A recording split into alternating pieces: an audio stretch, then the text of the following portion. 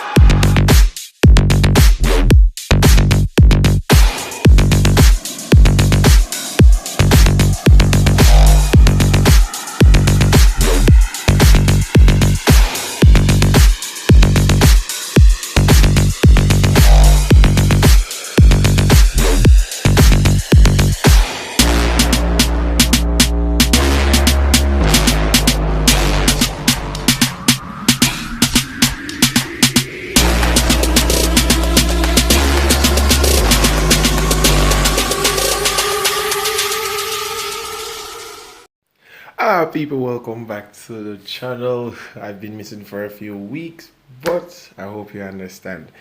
I've been busy and I tried my best, and I'm bringing you this video. So the question is, do you have what it takes to become a military diver? Let's see. This dive course lasts for 8 to 9 weeks and it's hell. But this specific week, pool week, is where everything from week 1 to 3 comes in play. This is basically, in pool week, we see the confidence and build the confidence of future divers if they make it through a pool week. So I'll show you what it takes to become a military diver. So let's go. And what I'm going to do step by step, what we do each morning, what we do on each day, and so on. So tune in. I hope you enjoy the video. So we'll start off with just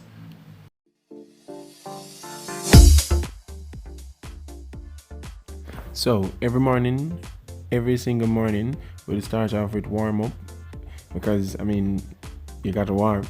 So we do 8 to 10 laps of just breaststroke or side stroke or multiple stroke, but we prefer to use breaststroke until we move on to things like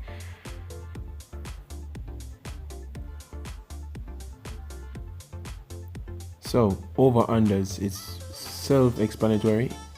One set of persons will go over the other set, so it's over under. Once you reach the other side, then it's your turn to either go under or go over. As you see, I went over one set, so now in the next I will have to go under. So the main aim of this is to hold your breath. So it's one breath, take it to the other side of the pool, and you try to stay on the pool floor or as close to the surface as possible. It's really a good exercise to build to build your lung capacity, and to actually for you to get a better breath hold. And we'll move on to things like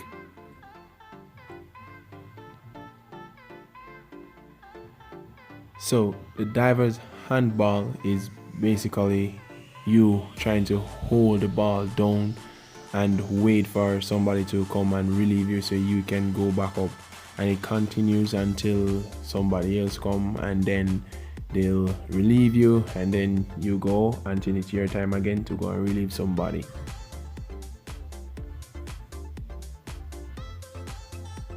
The diver sprint, one of the most exciting sprints you can think of.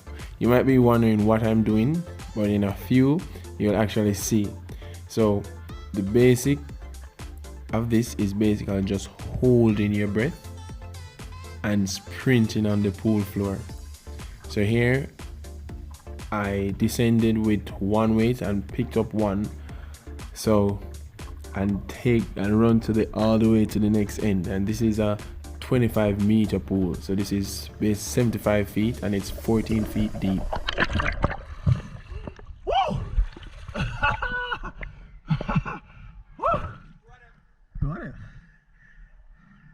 Who say can't run up this? Of course you can't run up it. Woo! Gary! Gary! Oh God!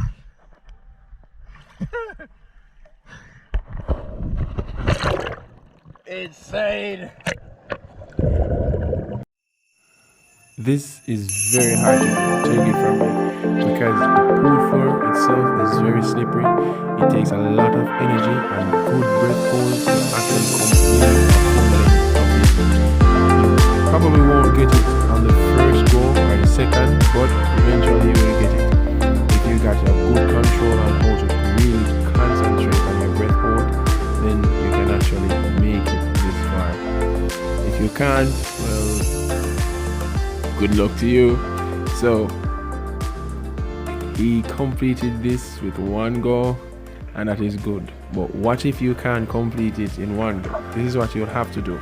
So if you can't complete it, you have to drop the weights, come back up, take some air, and then you can go back down for it. If you can, because it's really hard to actually come up and then go back down and then run off again.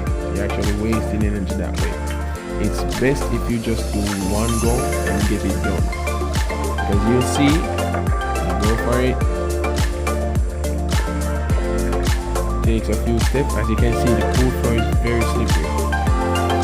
Take it and then 3, 2, 1 and drop and come back up. So there will be shorter steps from here for him because he'll get tired and more tired and tired. Right? This is one wannabe who's completed it. After this and the complete warm-up, you'll actually go into the main event for the day. So this will go into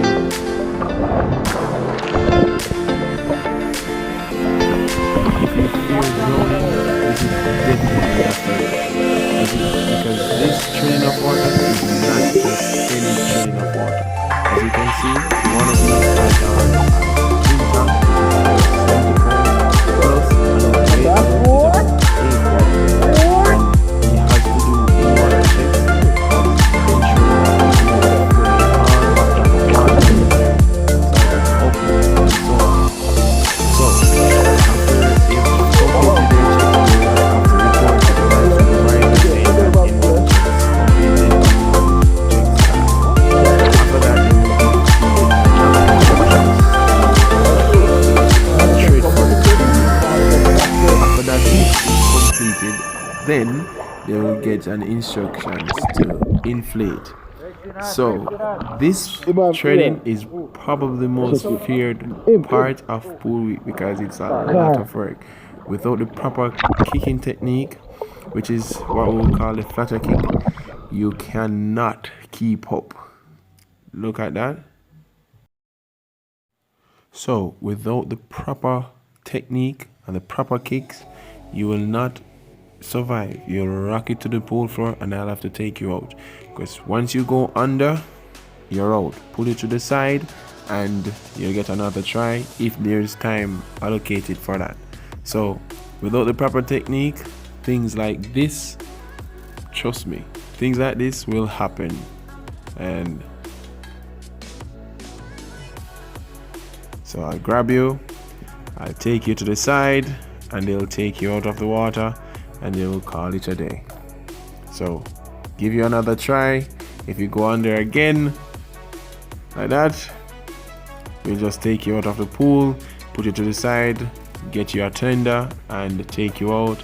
And as I said before, we'll give you another try if there's time. And then if once you're successfully completed that phase, we'll take you under for some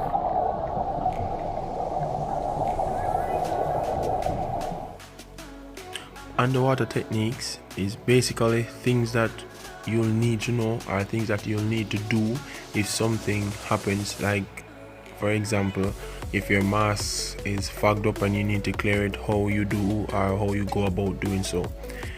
In this, you can see me working and all of them watching. You should not work ahead or with an instructor. You should always wait on the go ahead of the instructor. So I completed the task and then tell them they should do it. As you can see, they are doing it also. So that is just clearing your mask.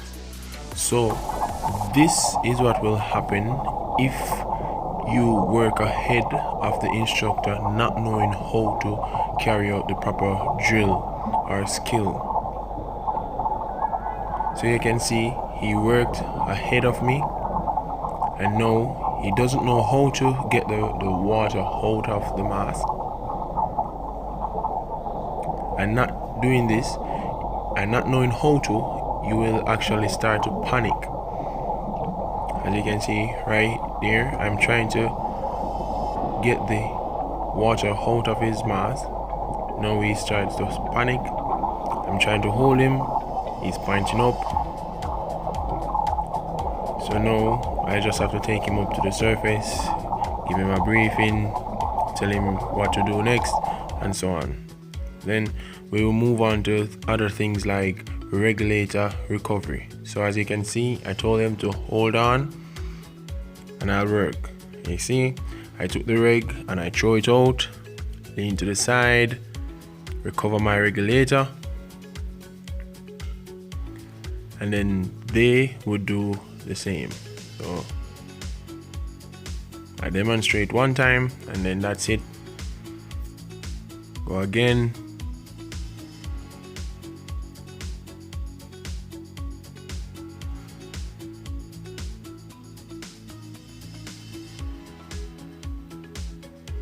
So that is the one of the ways you can recover your regulator. There are more than one, but that's the one I will be showing. Then we would have buoyancy control. This is basically allowing yourself to float or levitate with ease. So all you got to do is add a little here in your BC or your Scout Swimmers vest and inhale, and you can see going up. So you're trying to achieve neutral buoyancy with this practice. So then we'll go on to something more exciting. Ditch and done is self-explanatory because it's simply ditching your gears and recovering it. It's a simple but hard procedure to do because this entails you taking off everything. As you can see, he takes off his weight belt, put it across his leg to hold him down. Then the next step will be taking off your tank. You will see him during the video signaling to me and ensuring that he's doing everything right. After that, I would take him up. I will ascend to the surface and report to the dive supervisor that would ask him what happened to his gears. Then the dive soup will give him another instructions to go and get his gears. There you could see me ensuring that his tank is fully off and his regulator is purged. So now this is his time to don his gears. So he took his breath and he's going down. Once you're there, all you're required to do is turn on your tank, blow out the regulator and just breathe. Then from there, he will just don his gears. From here on out, all I'm required to do is just look on, ensure that he's doing the proper procedures and he's not doing, hopefully he does nothing wrong. If he does, then all I'll do is take him up to the surface, give him a briefing on what he did wrong, and hopefully he will get another go at it another day. But I want to say thank you for tuning in this far. This is not the end of pool week. This is just day 1 and 2. Still have a few days to go, and trust me, it's going to be killer. Tune into the next video as I show you hits, and that video you don't want to miss. So until next time, thank you for watching. Please don't forget to like, share and subscribe. Send this to your friend who wants to become a diver. This is not the regular diving, as I said before. This is army diving, and it's totally different. So don't be discouraged. You can do this outside, trust me. It's way easier. 2 days tops. So this is a snap of what's to come in the next video.